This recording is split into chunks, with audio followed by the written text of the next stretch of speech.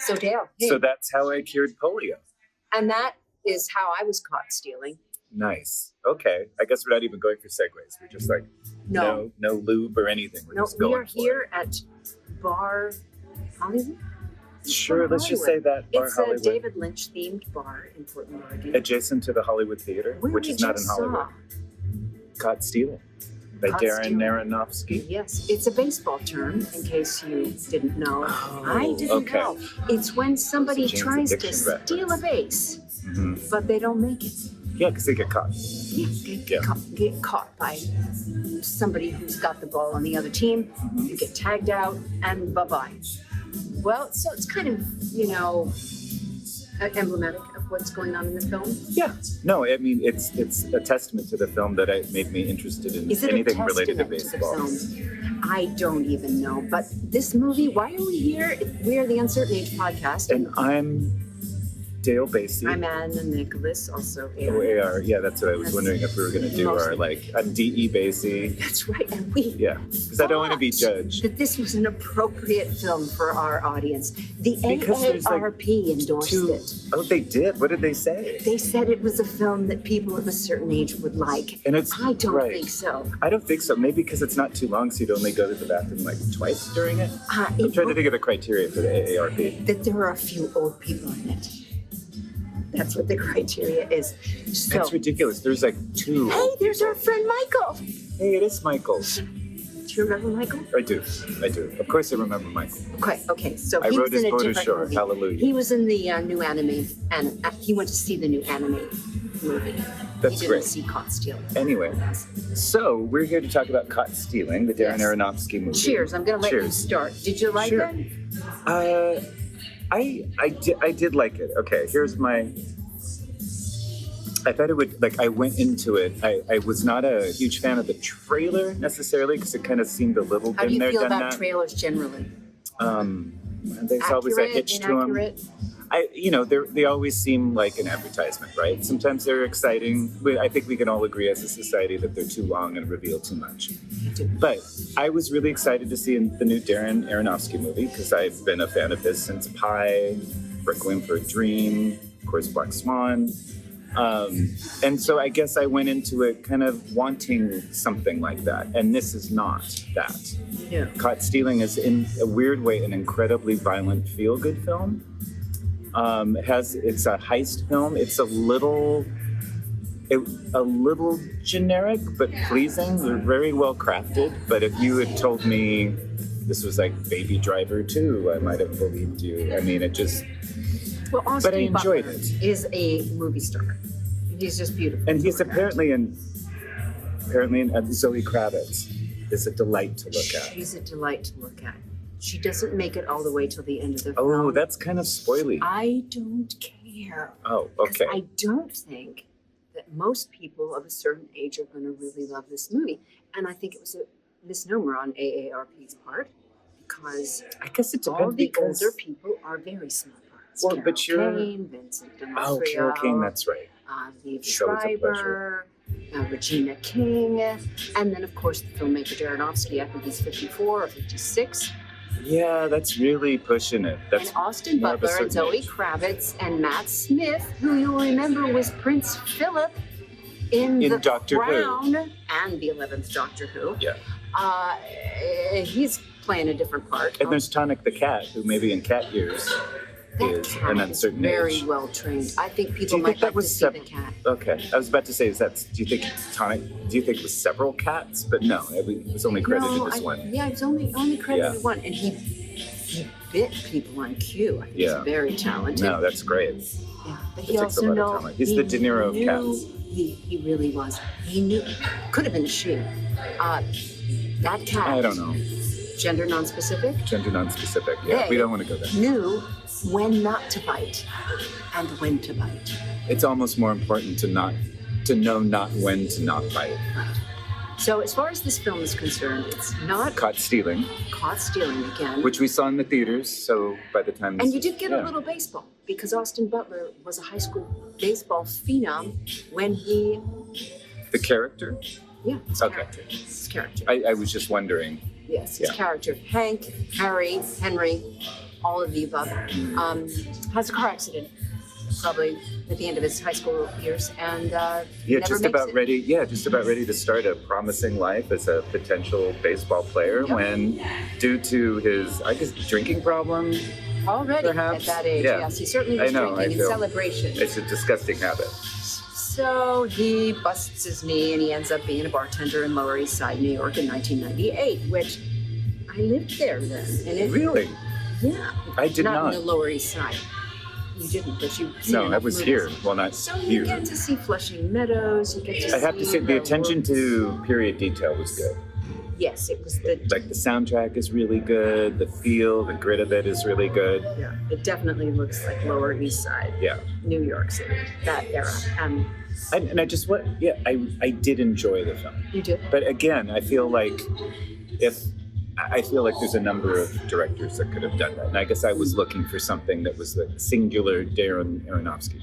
Right. One review said it really was like an updated After Hours, and it's funny that is exactly because Griffin Dunn is in there. The movie. But the feel is very like that. Like I feel not only again the attention to that sort of New York experience, which I only have a secondhand experience with, but also the very linear nature of it. Like you feel like you're living a very finite amount of hours, like maybe a 48-hour period, right? Yeah, it's very contained. Yeah, very contained, which I really enjoyed. I like films that have a real strong sense of time. I did also like the multiple bad guys.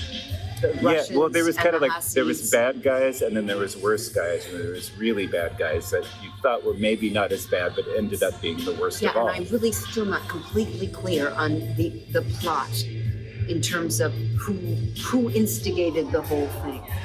Or the even sequence of events, but they were all bad and they were all involved. There's definitely some uber MacGuffining going on in terms of like, here's the key that opens this that leads to the money, and you're not like I did go to the bathroom maybe during the big reveal for like where that no I think people know that, but you'll have to fill me and us in as far as what Matt Smith declared in terms of like what the whole crime was, because I just saw the residue, the after effect of the crime.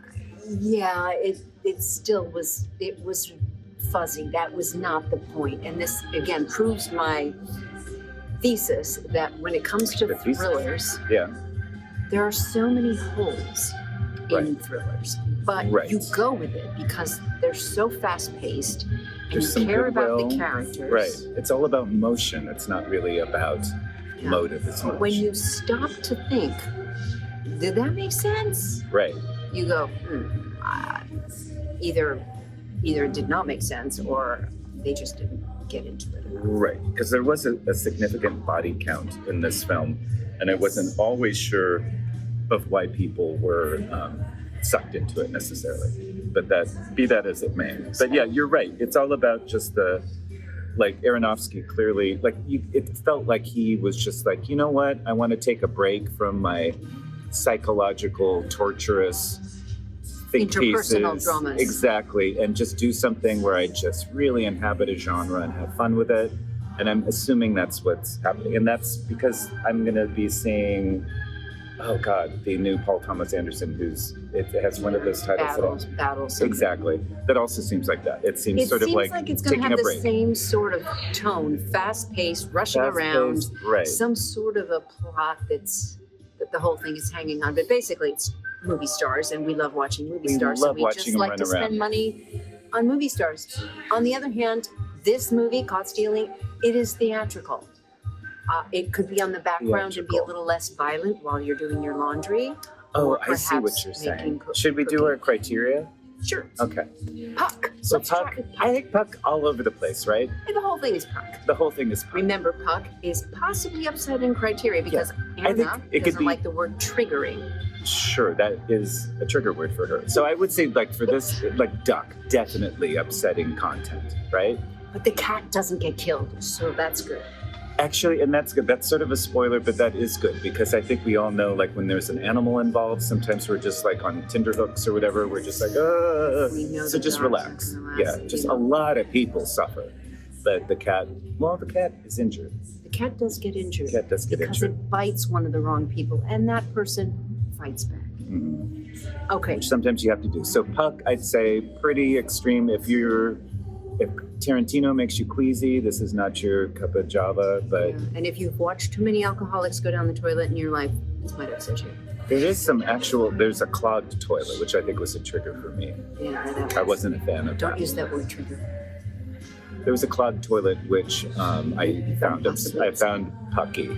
Yeah. And it didn't get unclogged, and it was in his apartment, and it was not my apartment, but the character's apartment. Yeah. A police officer, and they did nothing to fix it. No, they didn't. This is not something. But that was actually a nice hint of what was to come, because we expect a certain sort of an unclogged toilet.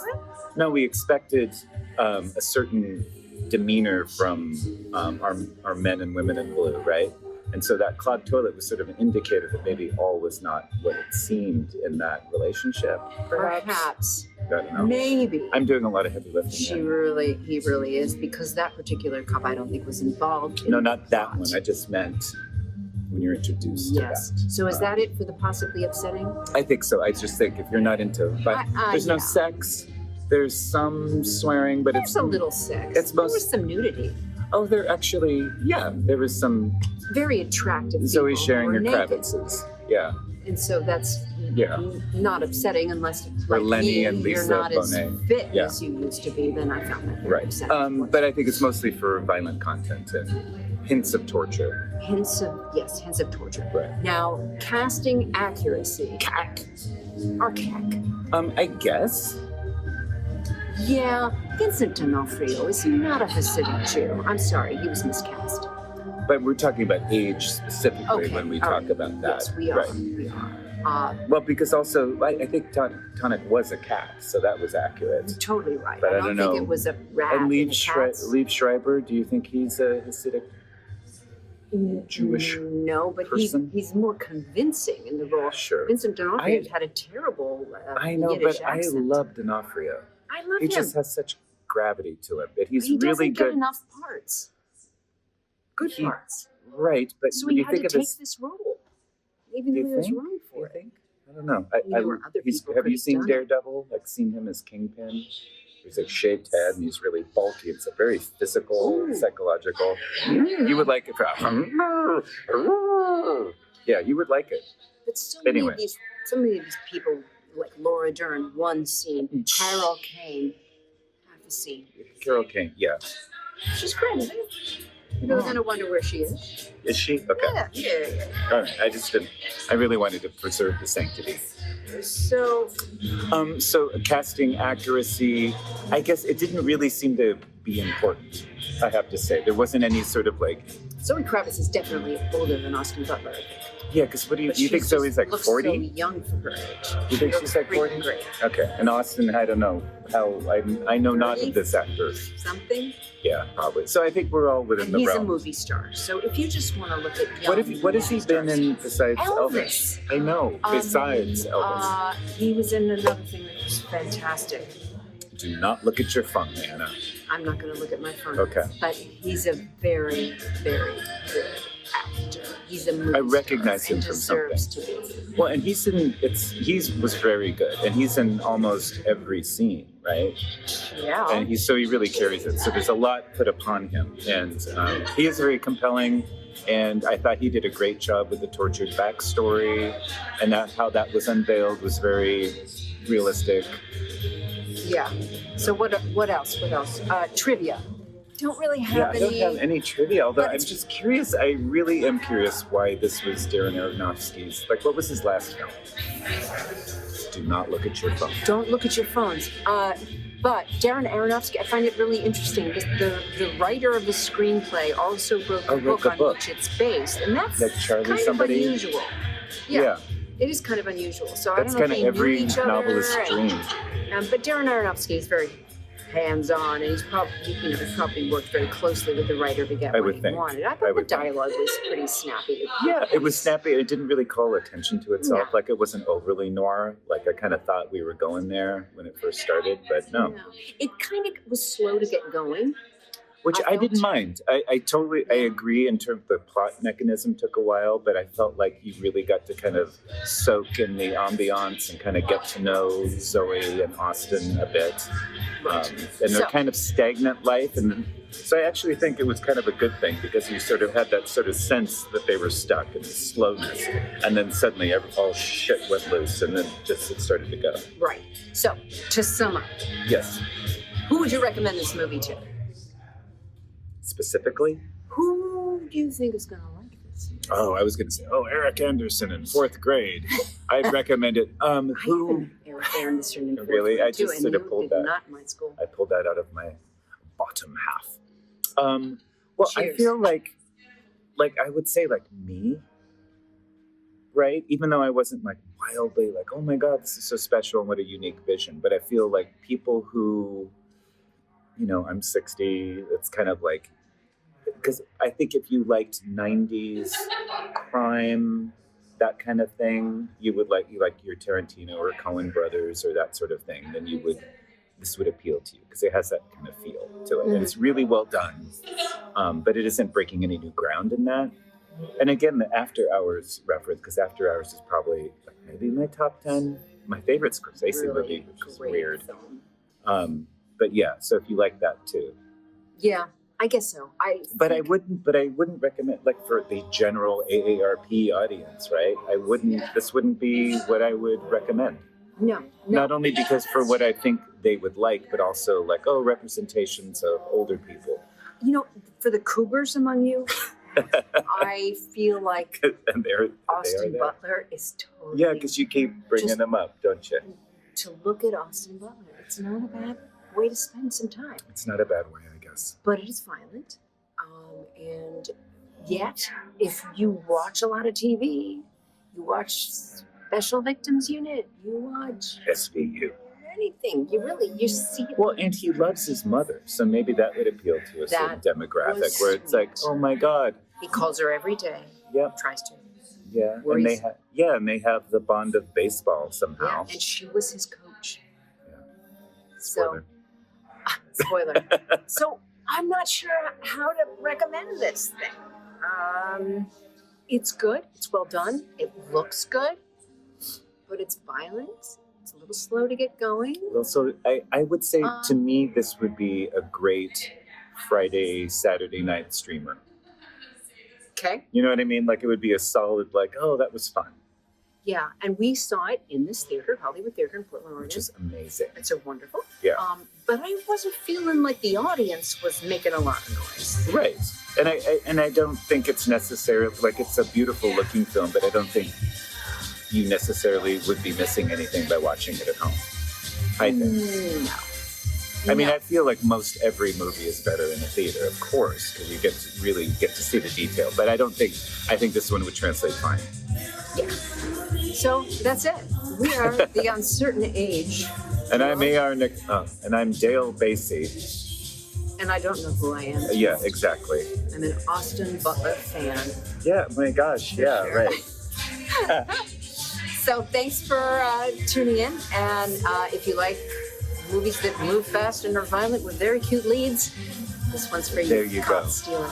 See you next time, and let us know if there's any movie or yes, TV if there's show a movie, a TV show, a book, just gossip, whatever you want. You want Reach some us at feedback. info@uncertainage.co. Not com, because that was taken. Yes, .co. Yeah. All right. Well, thanks, Dale. Thank you, Anna. For meeting me, and we'll see you next time. And out.